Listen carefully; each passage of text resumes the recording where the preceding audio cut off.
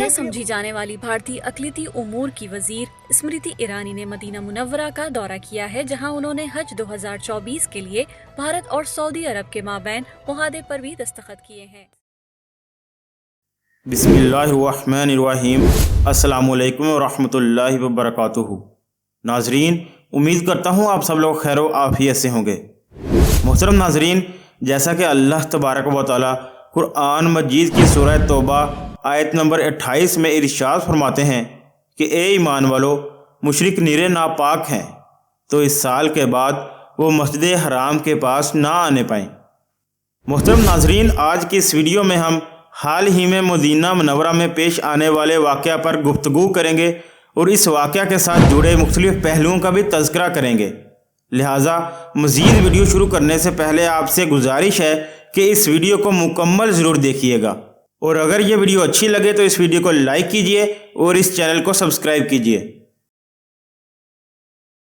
मोहतरम नाज़रीन, हालिया दिनों में एक इंतहाई शर्मनाक और मुसलमानों को तकलीफ़ में मुब्तला कर देने वाला वाक़या पेश आया है। हुआ कुछ यूँ कि तारीख़ में पहली मरतबा इंडिया की एक मिनिस्टर स्मृति ईरानी ने न सिर्फ शहर मदीना का दौरा किया बल्कि मस्जिद नबवी के सहन, जबल उहद और तारीख़ इस्लाम की पहली मस्जिद यानी कि मस्जिद कुबा का दौरा भी किया। भारतीय वफद ने हुक्मरान जमात बीजेपी की यूनियन वज़ीर स्मृति ईरानी की क़ियादत में मदीना मुनव्वरा का दौरा किया।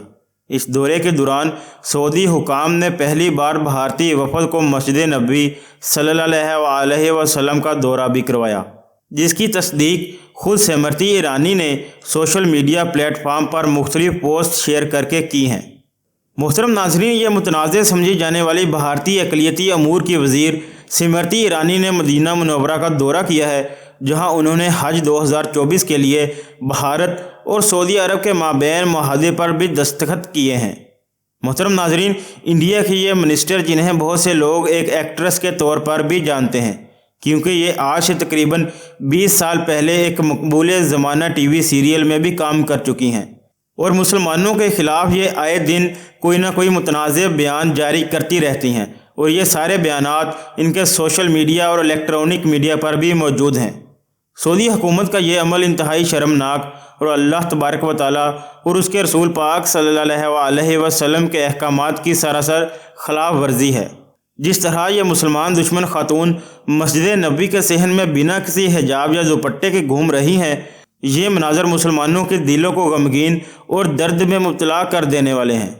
मोहतरम नाजरीन, सऊदीया की मौजूदा हुकूमत पिछले कई सालों से ऐसे अमाल सर अंजाम दे रही है कि जो सऊदी अरब की मुक़द्दस सरज़मीन को आहिस्ता आहिस्ता मगरब ज़दा बना रही है। ताहम इस बार इन लोगों ने बराह रास्त हुज़ूर नबी करीम सल्लल्लाहु अलैहि वसल्लम के शहर की हुर्मत को पामाल किया है। यहाँ एक ऐसी खातून को लाकर खड़ा कर दिया जो कि ना सिर्फ मुसलमान नहीं है बल्कि दीन इस्लाम के ख़िलाफ़ भी इंतहाई नफ़रत अंगेज़ बयानात और जज्बात रखती है। मोहतरम नाज़रीन, बज़ाहिर तो ये औरत हज के लिए दिए जाने वाले हिंदुस्तानी मुसलमानों की सहूलियात का जायज़ा लेने के लिए पूरे वफद के साथ यहाँ पर आई थी, लेकिन जो औरत खुद मुसलमानों के ख़िलाफ़ नफ़रत अंगेज़ बयानों के लिए जानी जाती है, उसे हज के लिए आने वाले मुसलमानों को मिलने वाली सहूलियात की फ़िक्र हो रही है। ये कितनी अजीब बात है। लेकिन मोहतरम नाजरीन, असल मामला कुछ और है। असल में सऊदी अरेबिया क्योंकि एक इस्लामी मुल्क है और सऊदी अरेबिया के अंदर हिंदुस्तान के लाखों लेबर काम करते हैं, जो कि हर साल यहाँ से पैसे कमाकर अपने मुल्क वापस भेजकर हिंदुस्तान की इकॉनमी को सहारा देते हैं। और पिछले कई सालों से हिंदुस्तानी मुसलमानों पर जुल्म की वजह से भारत और सऊदी अरेबिया के ताल्लुकात काफ़ी ख़राब चल रहे थे, लेकिन अब इन ताल्लुकात को बेहतर बनाने के लिए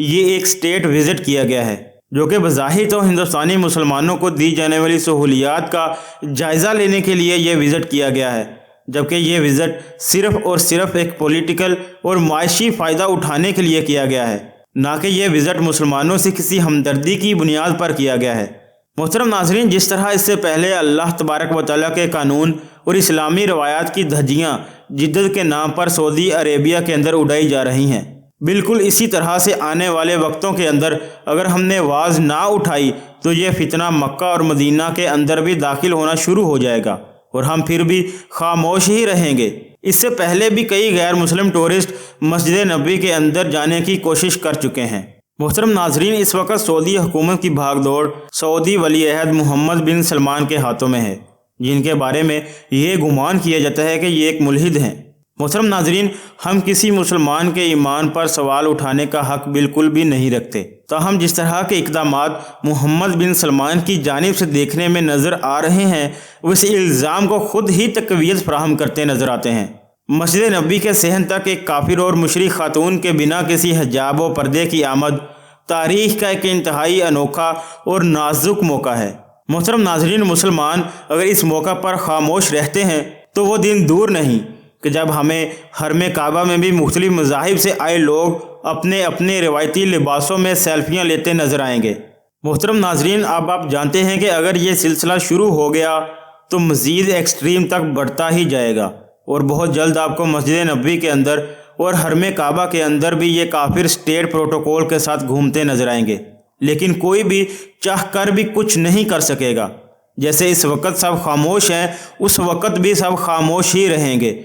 اور سعودی حکومت تو پہلے ہی جدت کے نام پر مغربی دنیا کے کلچر کو پروموٹ کرتی نظر آتی ہے۔ جیسا کہ پچھلے دنوں میں بھی دیکھا گیا کہ بھارت سے مختلف سنگرز بلا کر وہاں پہ کنسرٹ ارینج کیا گیا، جبکہ اس طرح کا واقعہ سعودی عربیہ میں اس سے پہلے کبھی دیکھنے میں نظر نہیں آیا۔ اور اب حالیہ دنوں میں ہندوستانی وزیر بغیر کسی پردے اور بغیر کسی حجاب کے ننگے سر مسلمانوں کی حرمت کی جگہ پر گھومتی نظر آئی، اور یہ واقعہ دنیا بھر کے مسلمانوں کے منہ پر ایک زوردار تماچا ہے۔ سعودیہ کے اس پروٹوکول نے اس غیر مسلم کو دنیا کی ایسی پہلی عورت بنا دیا ہے جو کہ اس مقدس جگہ پر وزٹ کر رہی ہے۔ اس میں سعودی حکومت کو کوئی فرق نہیں پڑتا، بلکہ وہ اس جگہ کو دنیا بھر کے مسلمانوں کی نہیں بلکہ اپنی ملکیت سمجھتے ہیں۔ محترم ناظرین، اگرچہ اللہ تبارک و تعالیٰ نے قرآن پاک میں مسجد حرام کے اندر غیر مسلم کا داخلہ مکمل طور پر بند کرنے کا حکم دیا ہے، مگر ہم سب مسلمانوں کے نزدیک مکہ کے بعد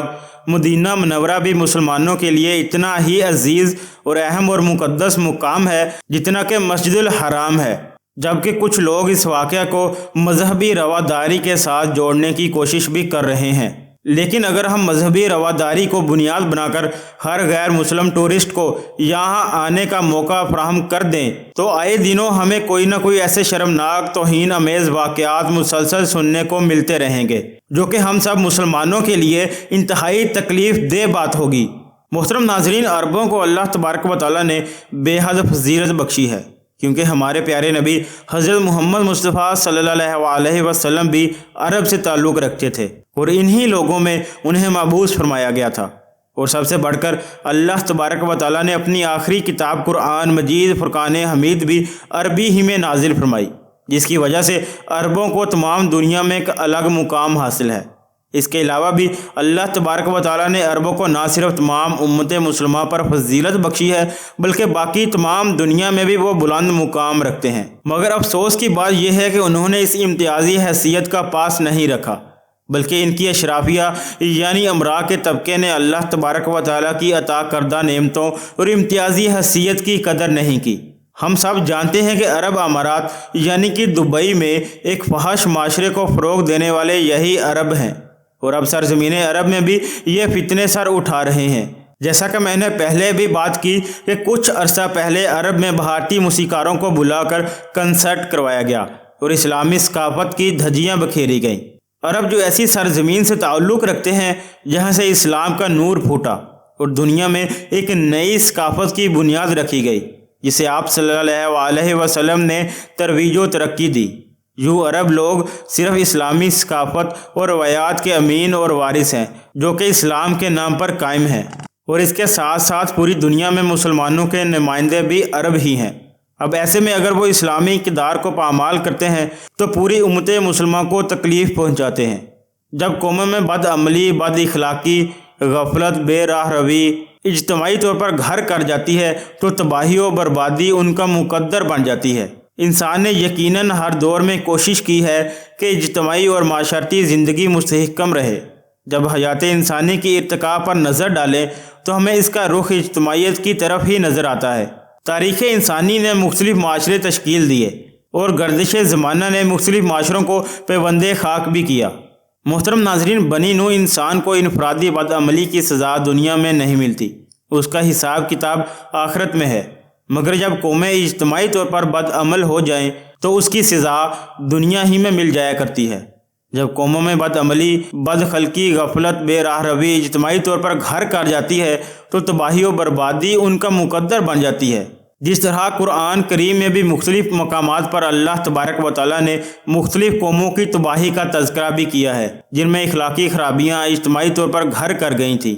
کیا انہوں نے نہیں دیکھا کہ ہم نے ان سے پہلے کتنی ہی قوموں کو ہلاک کر دیا، جنہیں ہم نے زمین میں ایسا مضبوط اور پائیدار اقتدار دیا تھا کہ ایسا اقتدار تمہیں بھی نہیں دیا، اور ہم نے ان کو لگاتار برسنے والی بارش بھیجی، اور ہم نے ان کے مکانات اور محلات کے نیچے سے نہریں بہائیں۔ پھر اتنی پر عیش اور عشرت والی زندگی دینے کے باوجود ہم نے ان کے گناہوں کے باعث انہیں ہلاک کر دیا، اور ان کے بعد ہم نے دوسری امتوں کو پیدا کیا۔ اور اسی طرح ایک دوسرے مقام پر اللہ تبارک و تعالیٰ قرآن کریم میں ارشاد فرماتے ہیں، اور بے شک ہم نے تم سے پہلے بہت سی قوموں کو ہلاک کر دیا جب انہوں نے ظلم کیا، اور ان کے رسول ان کے پاس واضح نشانیاں لے کر آئے، مگر وہ ایمان لاتے ہی نہ تھے۔ اس طرح ہم قوم کو ان کے عمل کی سزا دیتے ہیں۔ اور پھر اللہ تبارک و تعالیٰ سورہ حجر میں فرماتا ہے، اور ہم نے کوئی بھی بستی ہلاک نہیں کی مگر اس بنا پر کہ ان کے پاس ہماری ایک روشن کتاب تھی جس کی انہوں نے خلاف ورزی کی، سو ہم نے ان کو ان کے انجام تک پہنچا دیا۔ محترم ناظرین، اسی طرح ہم تاریخ کے مختلف ادوار کو کھول کر پڑھیں اور اس کا مشاہدہ کریں تو اس نتیجے پر پہنچتے ہیں کہ بحیثیت مجموعی انسان کی معاشرتی زندگی میں بگاڑ غالب رہا اور اصلاح کے بہت کم آثار دیکھنے کو ملتے ہیں۔ اسی مجموعی بگاڑ کے نتیجے میں قومیں زوال پذیر ہوئیں اور اپنے انجام کو پہنچی۔ محترم ناظرین، اسی طرح جب ہم قرآن کریم کا مطالعہ کرتے ہیں تو ہم دیکھتے ہیں کہ قدرت قوموں کے عروج و زوال اور تباہی و بربادی کے قوانین کے اطلاق میں قوموں کے درمیان فرق نہیں کرتی۔ جو قوانین یہود و نصارہ کے لیے ہیں وہی امت مسلمہ کے لیے ہیں، جو اصول اہل باطل کے لیے ہیں وہی اہل حق کے لیے ہیں، اور جو ضابطے اہل کفر کے لیے ہیں وہی ضابطے اہل ایمان کے لیے بھی ہیں۔ قرآن کریم میں بیان کردہ قوانین اٹل ہیں جن میں تبدیلی ہو ہی نہیں سکتی، اور ان کو سنت اللہ بھی کہا جاتا ہے، یعنی کہ اللہ کی سنتیں۔ اور اللہ تبارک و تعالیٰ کے قانون اور اللہ تبارک و تعالیٰ کے اصول و ضوابط ہم سے پہلے لوگوں کے لیے بھی وہی تھے، اور آج ہم سب لوگوں کے لیے بھی وہی اصول و ضوابط ہیں، جبکہ آپ ان اصول و ضوابط میں کوئی تبدیلی ہرگز نہیں پائیں گے۔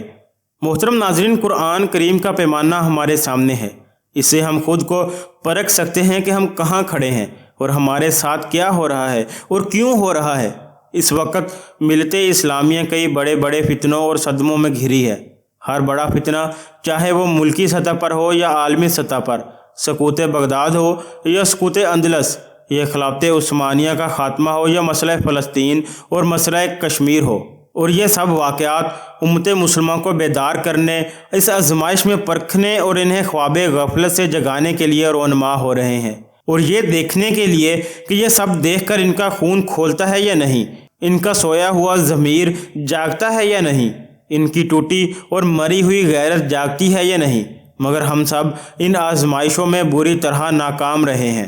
یہ سب کچھ دیکھ کر بھی ہمارا خون نہیں کھولا، ہماری مردہ غیرت نہیں جاگی، ہمارے سوئے ضمیر بیدار نہیں ہوئے۔ بغداد جلتا رہا، قوم سوئی رہی، کابل اجڑتا رہا، قوم مدہوش تھی، عراق برباد ہو گیا، قوم بے غیرتی کی چادر اوڑھے رہی، لیبیا پر آگ کی بارش ہوئی، قوم غفلت سے بیدار نہ ہوئی، اور آج بھی فلسطین، کشمیر، برما میں مسلمانوں کی نسل کشی جاری ہے، اور ہم مسلمان آنکھیں بند کر کے غفلت کی نیند سوئے ہوئے ہیں۔ محترم ناظرین، آپ سے بھی گزارش ہے کہ جس قدر ہو سکے اس المیہ پر آواز اٹھائیے اور اپنا احتجاج ریکارڈ کروائیے۔ جیسا کہ میں نے پہلے بھی ویڈیو میں بات کی تھی کہ کچھ عناصر اس موقع کو مذہبی رواداری سے جوڑتے ہوئے دکھائی دے رہے ہیں، اسے سعودی حکومت کا ایک احسن عمل بھی قرار دے رہے ہیں۔ محترم ناظرین، آپ کی اس بارے میں کیا رائے ہے؟ کیا واقعی سعودی حکومت کی جانب سے غیر مسلموں کو حرمین شریفین میں داخلے کی اجازت دینا ایک بہتر عمل ہے یا نہیں، یا پھر یہ عمل دین اسلام کے احکامات کی صریحاً خلاف ورزی ہے؟